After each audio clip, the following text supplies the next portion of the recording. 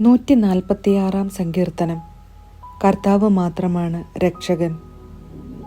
കർത്താവിനെ സ്തുതിക്കുവിൻ. എൻ്റെ ആത്മാവേ, കർത്താവിനെ സ്തുതിക്കുക. ആയുഷ്കാലം അത്രയും ഞാൻ കർത്താവിനെ സ്തുതിക്കും. ജീവിതകാലം മുഴുവൻ ഞാൻ എൻ്റെ ദൈവത്തിന് കീർത്തനം പാടും. രാജാക്കന്മാരിൽ സഹായിക്കാൻ കഴിവില്ലാത്ത മനുഷ്യപുത്രനിൽ ആശ്രയം വയ്ക്കരുത്. അവൻ മണ്ണിലേക്ക് മടങ്ങുന്നു. അന്ന് അവൻ്റെ പദ്ധതികൾ മണ്ണടിയുന്നു. യാക്കോബിൻ്റെ ദൈവം തുണയായിട്ടുള്ളവൻ, തൻ്റെ ദൈവമായ കർത്താവിൽ പ്രത്യാശ വയ്ക്കുന്നവൻ ഭാഗ്യവാൻ. അവിടുന്നാണ് ആകാശവും ഭൂമിയും സമുദ്രവും അവയിലുള്ള സമസ്തവും സൃഷ്ടിച്ചത്.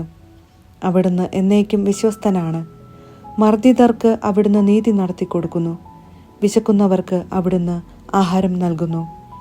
കർത്താവ് ബന്ധിതരെ മോചിപ്പിക്കുന്നു. കർത്താവ് അന്ധരുടെ കണ്ണ് തുറക്കുന്നു. അവിടുന്ന് നിലം പറ്റിയവരെ എഴുന്നേൽപ്പിക്കുന്നു.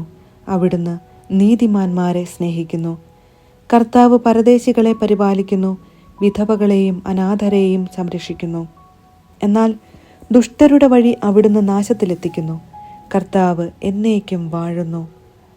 സിയോനെ, നിന്റെ ദൈവം തലമുറകളോളം വാഴും. കർത്താവിനെ സ്തുതിക്കുവിൻ.